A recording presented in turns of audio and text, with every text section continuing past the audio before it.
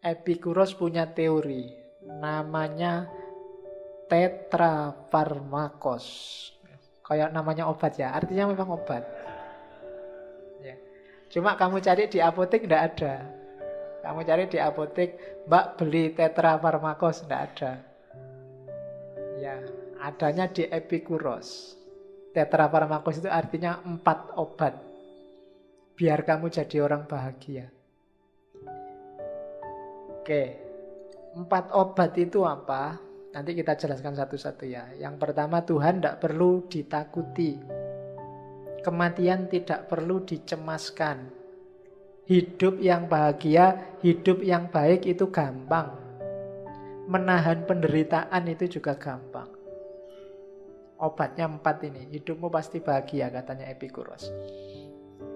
Dan itu di bukunya dia ngomong, meditate on these ideas day and night. Perintahnya Epikuros, coba pikirkan 4 hal ini, these ideas, siang atau malam.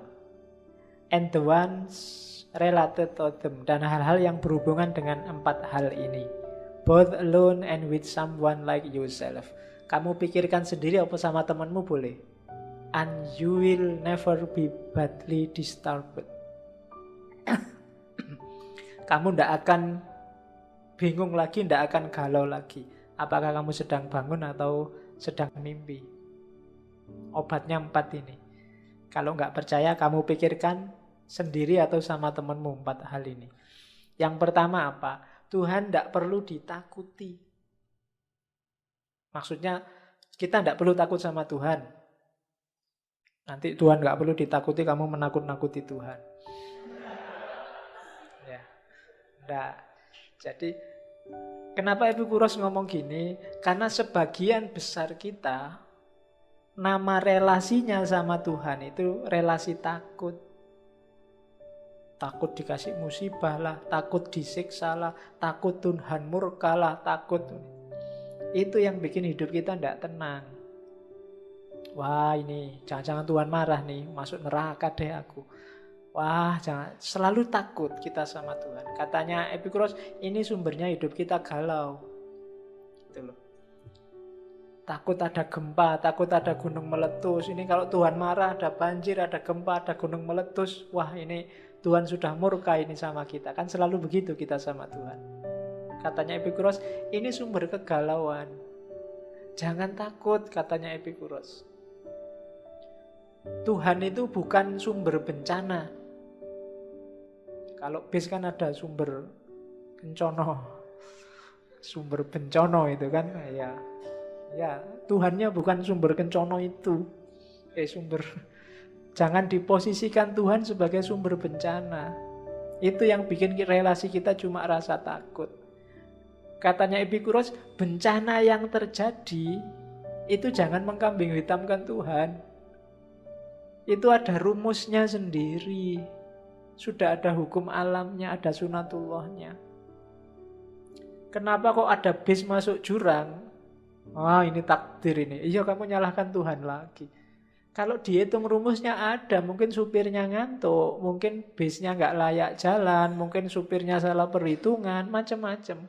Mungkin jalannya licin, rumusnya kan itu. Jangan menyalahkan Tuhan. Kalau ada banjir, ya kamu sendiri ngerti rumusnya. Kalau kamu nutup got-got, kalau gaya hidupmu nggak bersih, kalau rumahmu ada di pinggir sungai, yo airnya datang. Air itu dari tempat yang lebih tinggi ke tempat yang lebih rendah, kan rumusnya itu. Dan Allah nggak akan mengkhianati itu kalau itu sunatullahnya. Masa rumahmu di bawah terus airnya datang, wah ini nggak boleh ini kesayangannya Allah terus airnya muter gini kan nggak. Jadi segalanya sudah ada rumusnya. Nggak usah kita nggak usah kita takut pada Tuhan gara-gara itu. Jadi seandainya kita percaya Tuhan, relasinya jangan relasi takut. Itu bikin hidup kita tidak tenang. Kadang-kadang kita sudah sholat bener, sudah ibadah bener aja masih ketakutan. Diterima nggak ya? Waduh, sholatku 50% nggak khusyuk, ini gimana? Takut terus. Itu Tuhan juga bingung, mau menghibur kamu tenang aja ya ndak bisa. Piye ya carane? Mungkin gitu Tuhan. Kamu ketakutan sendiri sih tanpa alasan. Iya. Nah, tenanglah hidupmu.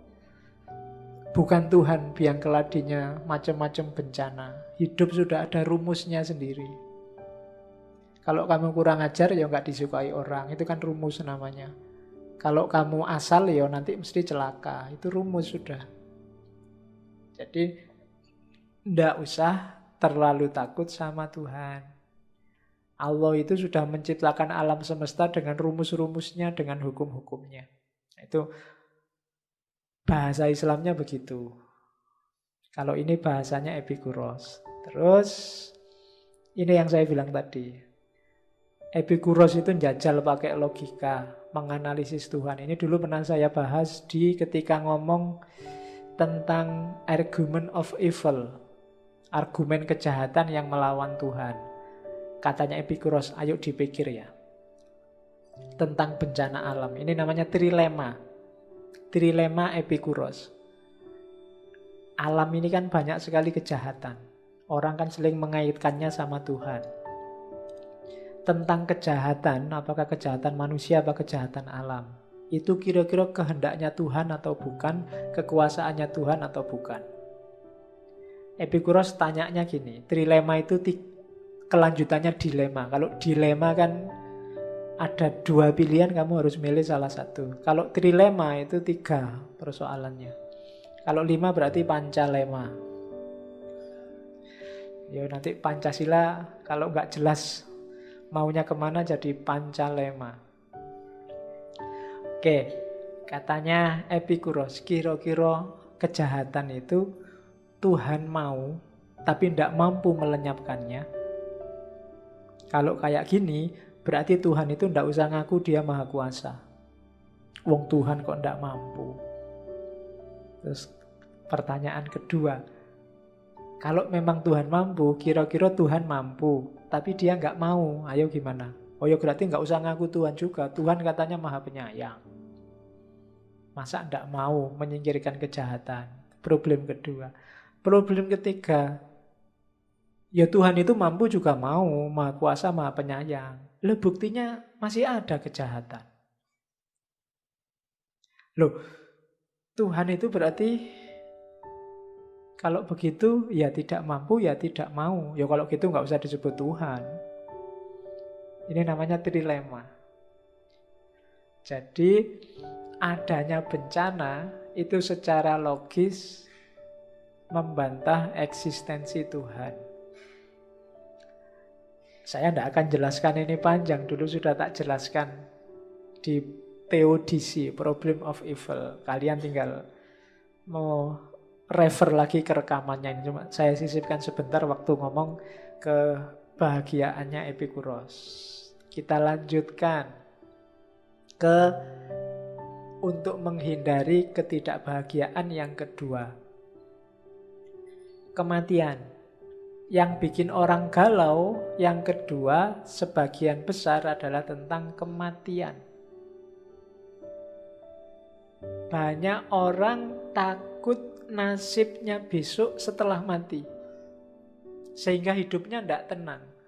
Banyak hal yang bisa dia nikmati, tidak bisa dia menikmati. Karena membayangkan besok, aku kalau masuk neraka, disetrika, ditusuk-tusuk, dibanting-banting kan. Gambaran kita tentang neraka kan begitu. Dulu waktu kecil saya membaca komik neraka itu, wah ngerinya luar biasa itu.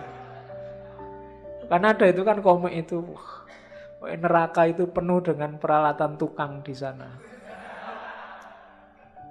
Iya loh, ada palu, gergaji, lenggis, pokoknya di sana semua. Bayangkan, itu kan kamu membayangkan itu aja kan ngeri luar biasa. Wah. Jadi katanya Epikuros gini loh, itu kamu termakan bayanganmu sendiri. Coba lihat baris ketiga itu. Kematian tidak perlu dikhawatirkan hari ini. Karena kita sekarang masih hidup. Juga tidak perlu dikhawatirkan nanti. Karena nanti kita sudah nggak ada. Ya, Nanti Epikuros dikenal orang yang tidak percaya Tuhan juga tidak percaya hidup sesudah mati. Tapi kalau pakai logika kayak tadi, logika yang awal tadi bahwa yang kalimat pertama jelas, nggak usah galau dengan kematian, wong kita masih hidup. Kalau besok sudah mati kan belum jelas ada apa besok sudah mati. Kok kita sudah galau? Belum-belum, ya, belum-belum itu bahasa Jawa ini durung-durung. Tidak tahu di bahasa Indonesia baku apa ndak itu. Belum-belum kok sudah takut itu. Durung-durung kok wis wedi gitu. Ya, kayak mahasiswa nulis skripsi, para petani pagi hari pada berangkat ke sawah. Itu kan pada berangkat ke sawah, oh podo mangkat ning sawah. Lah ya kan, berarti aku sing nulis Jawa asli itu kan. Tak makan kok kalimatnya ada padanya, pada berangkat ke sawah. Tak pikir-pikir, oh maksudnya podo mangkat ning sawah. Ya, itu kan sering mahasiswa itu ngono, kelihatan aslinya. Jadi besok setelah mati kan kita tidak tahu situasinya di sana kayak gimana. Kok sudah takut? Sementara sekarang kita jelas masih hidup. Jadi ya wis nggak usah dibikin sumpek. Kalau kita hidup baik sekarang, ya besok insya Allah ya baik lah. Jadi nggak usah galau dengan kematian. Itu kan kayak semboyannya Gontor itu loh. Gontor kan punya semboyan, berani hidup apa? Yang Gontor kan banyak. Jangan takut mati. Oke, kalau takut hidup mati saja. Jadi jangan takut hidup juga jangan takut mati. Biasanya orang yang sudah putus asa itu tidak berani hidup. Sementara orang yang sukses biasanya tidak berani mati. Sumber galau kita di situ. Kita uripe ki wedi terus.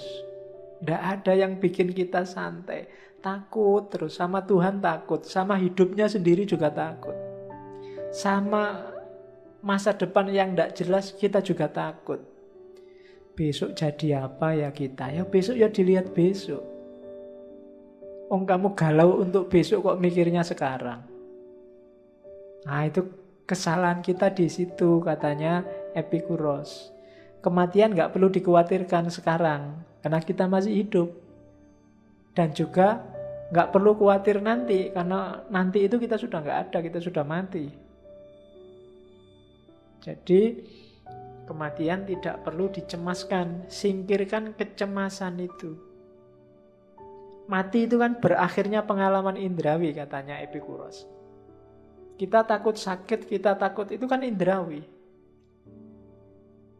Begitu kita mati, jasad indrawi kita sudah selesai.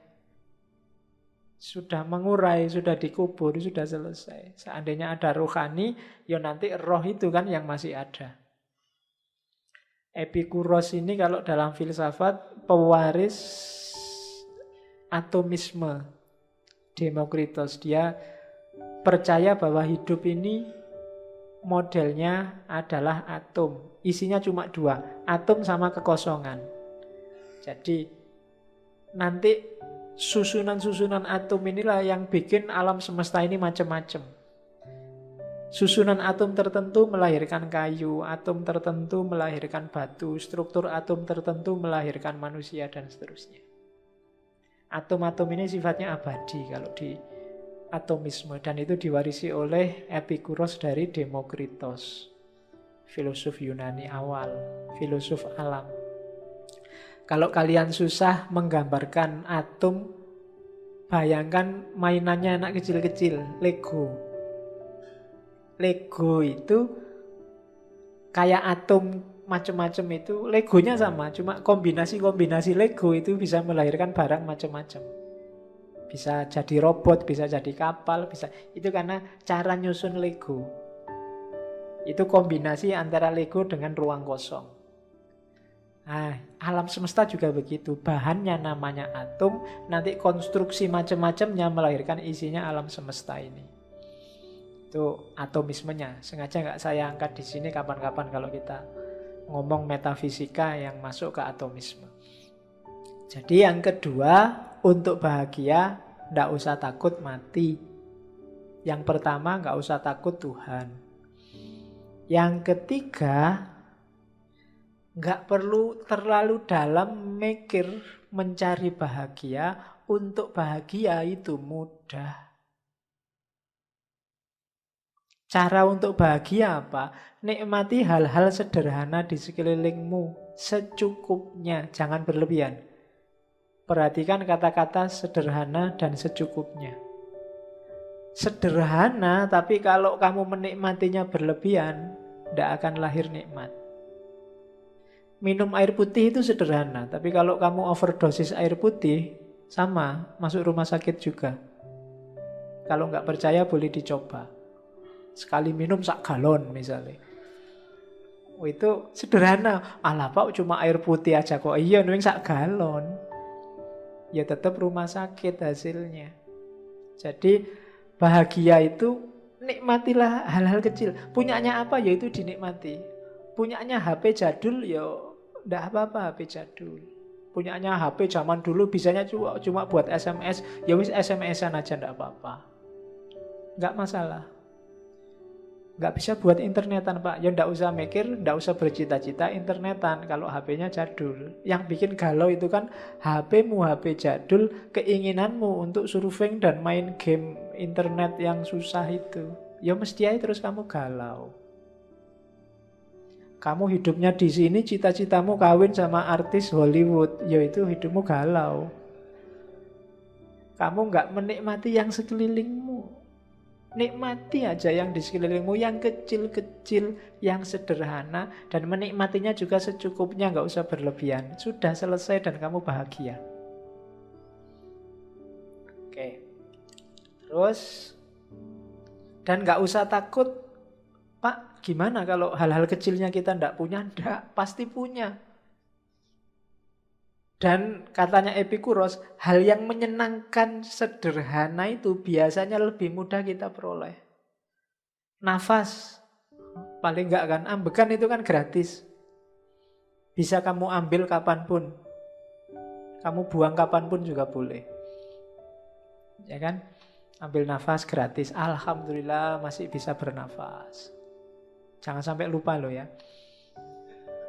Ya. Kalau lupa, gawat itu. Bernafas saja lupa. Kalau lupa akan ada yang nyuruh. Kalau lupa bernafas, kamu pakai headset. Headsetnya bunyinya tarik, lepaskan. Tarik, lepaskan, biar nggak lupa. Jangan sampai lupa bernafas. Itu kan gratis. Teman. Loh, temanmu ini sebanyak ini kan teman semua. Nikmatilah. Punya kenalan di kelas, nikmati. Nikmati itu maksudnya bukan kok. Ya. Jadi pikiranmu mesti merono kalau bahasanya. Jadi, banyak hal gratis sekelilingmu. Ngaji aja kamu dapat minum gratis, nikmati. Jadi yang sederhana dan enak itu mudah sekali kamu capek. Bahasanya Epikuros, alam ini menyediakannya bahkan berlebih untuk dirimu. Cuma kamu aja sering rewel, cerewet, minta yang lebih, menginginkan yang di luar jangkauanmu. Ya mesti wae hidupmu terus sumpek. Jadi rumusnya orang bahagia itu simple. Nikmati yang sederhana dan gratis dan secukupnya di sekelilingmu. Sudah kamu bahagia. Makanya ada kata mutiara dari Epikuros, let us thank the wise nature, for she had made the right thing easy and unnecessary thing heavier. Mari kita berterima kasih pada alam yang bijaksana. Karena alam menyediakan hal-hal yang baik, mudah diperoleh, dan hal-hal yang tidak penting lebih susah diperoleh. Tadi kan ada yang natural tapi natural penting, ada natural tidak penting, ada tidak penting. Kalau kamu jeli, yang tidak penting itu kan lebih susah diperoleh. Yang tidak alami juga lebih susah diperoleh. Yang natural lebih mudah diperoleh. Itu Wise-nya nature katanya. Ya kalau kita hari ini, itulah kebijaksanaannya Allah. Kebijaksanaannya alam.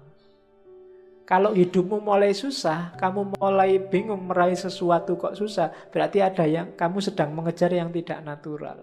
Kalau kamu ngejarnya yang natural-natural, biasanya lebih mudah. Dan itu sudah rumusnya alam. Maka terima kasihlah pada alam. Yang baik itu mudah diperoleh, dan yang tidak penting itu lebih susah diperoleh. Kalau sebaliknya mungkin kita akan pusing. Jadi ini antitesisnya lagunya Oma Irama itu ya. Kalau Oma Irama kan yang enak-enak susah diperoleh, yang ya kan, mengapa yang enak-enak sih ya susah diperoleh.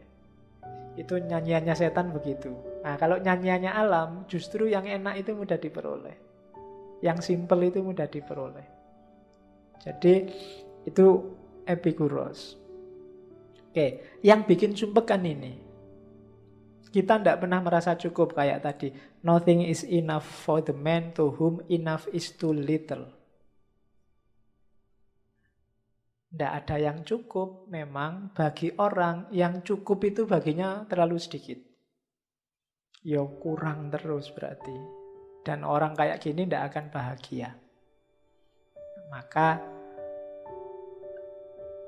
punyalah batas yang namanya cukup. Pas. Nah, mau apa-apa, kamu nggak perlu nyari yang berlebih, carilah yang cukup saja, yang pas-pas saja. Mau punya mobil, ya pas, duitnya ada. Mau punya rumah banyak, ya pas. Yang susah itu orang yang nggak punya batas. Misalnya, Pak, saya pingin sukses. Rumuskanlah suksesmu itu batasnya apa? Punya pekerjaan saja, atau pekerjaan yang gajinya sekian atau apa. Kalau sudah terpenuhi ya sudah, syukurilah. Kelemahan kita biasanya batas kita selalu mulur. Itu filsafat kebahagiaannya Surya Mentaram kemarin. Sumber kegalauan kita adalah kita selalu mengulur batas. Bikin kita tidak pernah bersyukur. Pak, saya cuma pengen punya kerjaan aja sudah bersyukur. Begitu dapat kerjaan, gajinya harusnya nggak sekian, Pak. Saya pengennya gajinya lebih tinggi. Begitu gajinya agak naik, saya pengennya ya karirnya jangan serendah inilah, Pak. Naik-naik dikit lah jadi pimpinan cabang atau apa. Nggak ada batasnya. Ketika kamu nggak kenal batas, nggak akan kamu ketemu kebahagiaan. Rumusnya untuk bahagia, ketahuilah batas. Karena nothing is enough for the man to whom enough is too little. Jadi kenali batasmu. Begitu kamu nggak kenal, hidupmu akan terus-menerus galau. Galau itu kan tidak enak. Sumpek mau ngapa-ngapain tidak enak. Padahal saat ini juga kamu bisa nyaman, kamu bisa bahagia. Kebahagiaanmu ternyata sumbernya kamu menginginkan yang di luar jangkauan. Itu yang bikin kita tidak bersyukur. Sehingga sumpek terus. Yang ketiga, sebenarnya kita itu bisa kok menanggung kesulitan hidup, asal ndak cengeng. Kita biasanya terlalu melankolis, terlalu cengeng menghadapi musibah, sehingga rasanya berat. Katanya Epikuros, begitu kita dapat musibah, rumus pertama biar musibah itu terasa ringan, apa? Terimalah apapun yang terjadi, yang diberikan oleh alam semesta pada kita. Apapun yang menimpa kita, terimalah, maka tidak ada yang berat. Dikasih sakit, diterima saja, dicari obatnya sesuai kapasitasnya, maka tidak berat. Yang berat itu kalau kita memberontak, melawan, itu yang sumbernya penderitaan jadi berat kan itu. Waduh, nilaiku kok jatuh ya. Terus kamu memberontak, ndak terima, masa nilaiku jatuh gini. Harusnya aku ning kelas paling pinter. Dan kamu galau di situ. Padahal ya sudahlah, diterima, besok belajar lebih keras lagi. Simple, selesai penderitaanmu. Tapi kalau kamu panggul terus, kamu berontak terus, jadinya berat. Terimalah dulu, akuilah. Ada orang yang tidak ngakui kan kalau hidupnya berat. Tidak ngakui kalau dirinya sedang sakit. Mohon maaf ya, saya ngantuk, tak tidur dulu. Diterima aja. Nggak usah bertahan mati-matian melek. Kalau ngantuk ya ngantuk aja, biasa aja. Terimalah yang diberikan oleh alam. Yang pertama itu. Yang kedua, ingatlah yang warna kuning itu. Segala yang terjadi tidak harus sesuai dengan kehendak kita, keinginan kita. Demikian juga tidak harus tidak sesuai. Alam semesta punya rumus sendiri yang bikin kita merasa tidak kuat nanggung kesulitan hidup karena kita bikin rumus sendiri. Kalau sekeliling kita cocok sama keinginan kita, ya sudah. Kalau tidak cocok, ya sudah. Lebih nyaman untuk hidup. Yang bikin berat itu tadi, kamu berontak. Yang ketiga, kita selalu ingin ngontrol segala yang ada di sekeliling kita. Seolah-olah kita sutradaranya. Itu yang bikin kita galau. Bikin kita merasa menderita. Seolah-olah yang di luar kita harus kita yang nyetir. Kita ingin ngatur terus. Harus begini, harus begitu, harus begini, harus begitu. Seandainya kita ngatur 10, mungkin ada 3 yang gagal. Dan kita galau gara-gara 3 ini. Itu sering. Jadi rumus yang keempat, tidak sulit sebenarnya menanggung kesulitan itu. Yang bikin sulit kita sendiri. Ya kayak tadi bahasaku, kita sering cengeng. Cengeng itu tidak terima, memberontak. Menganggap bahwa segalanya harus sesuai keinginan kita. Itu sumbernya sakit. Oh, siapa kita? Pokoknya harus begini, pokoknya harus begitu. Nah, itu namanya tidak paham rumusnya hidup, katanya Epicurus. Hidup itu ya tidak selalu sesuai dengan keinginan kita. Juga tidak selalu tidak sesuai. Kadang sesuai, kadang nggak sesuai. Itulah hidup. Jadi rumusnya itu. Besok Ahok jadi gubernur apa enggak, ya kamu tidak usah galau. Kalau gagal ya ndak apa-apa. Jadi juga ndak apa-apa. Wong memang kita manusia, kita bukan sutradara. Untuk hidup kita sendiri. Jadi rumus yang keempat, ndak sulit kok untuk menanggung kesulitan hidup. Karena ada orang yang merasa, wah ndak kuat ini sudah di luar batas. Ndak, masih di dalam batasmu, jangan khawatir. Asal kamu nggak cengeng aja. Jadi jangan takut sama Tuhan. Jadi Tuhan jangan terlalu ditakuti. Dia maha penyayang kok, jangan khawatir. Yang kedua, jangan takut sama sakit, sama kematian. Yang ketiga, hidup itu simpel kalau ingin bahagia. Yang keempat, untuk menanggung kesulitan juga pasti kamu kuat. Kecuali kamu cengeng.